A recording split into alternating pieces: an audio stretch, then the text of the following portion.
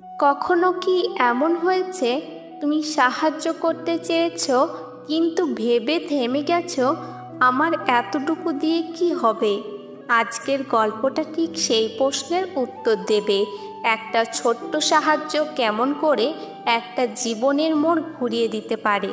চলো শুনে নিই এক কাপ চায়ের প্রতিদান। একদিন শহরের এক নামী বিশ্ববিদ্যালয়ের সামনে দাঁড়িয়ে ছিল এক গরিব ছাত্র। নাম তার আরিফ। পকেটে ছিল মাত্র 5 টাকা। পেটটা খিদেতে কাঁপছে, কিন্তু কিছু কিনে খাওয়ার সাহস পাচ্ছে না। হঠাৎ চোখে পড়ে রাস্তার পাশের এক চায়ের দোকান। ভাবলো এক কাপ চা খায়, অন্তত পেটে কিছু যাক। চুপচাপ দোকানে গিয়ে বলল, ভাই এক কাপ চা দেবেন?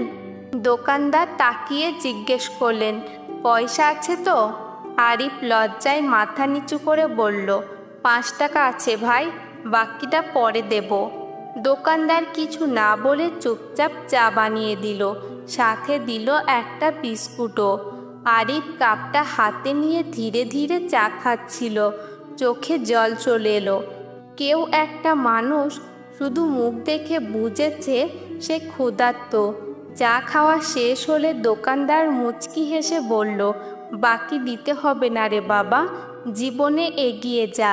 একদিন যদি এই চায়ের কথা মনে পড়ে তাহলে আর একজনকে সাহায্য করিস। ব্যাস। আরিফ মাথা নেড়ে চলে গেল। বছর কেটে গেল। অনেক বছর পর সেই বৃদ্ধ চা বিক্রেতা অসুস্থ হয়ে হাসপাতালে ভর্তি হলেন। চিকিৎসা দরকার, কিন্তু খরচ অনেক। হাসপাতালের লোকজন এসে বলল, চাচা আপনার সব খরচ কেউ দিয়ে দিয়েছেন, নিশ্চিন্তে চিকিৎসা নিন।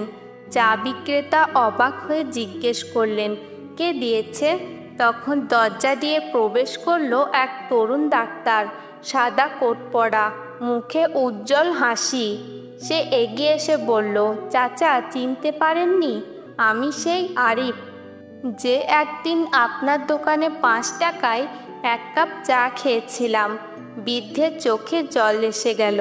আরিফ তার হাত ধরে বলল, আপনি সেদিন আমাকে শিখিয়েছিলেন মানুষকে ছোট না করে ছোট সাহায্য করতে।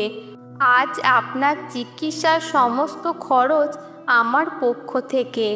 সহানুভূতি, সম্মান আর ভালোবাসা, এই 3টা জিনিস টাকা দিয়ে কেনা যায় না, কিন্তু দিলে তার প্রতিদান হয় অমূল্য।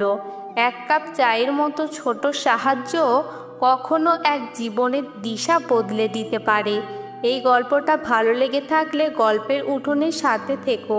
প্রতিদিন শোনো এমন গল্প যা হৃদয় ছুঁয়ে যাবে নিঃশব্দে।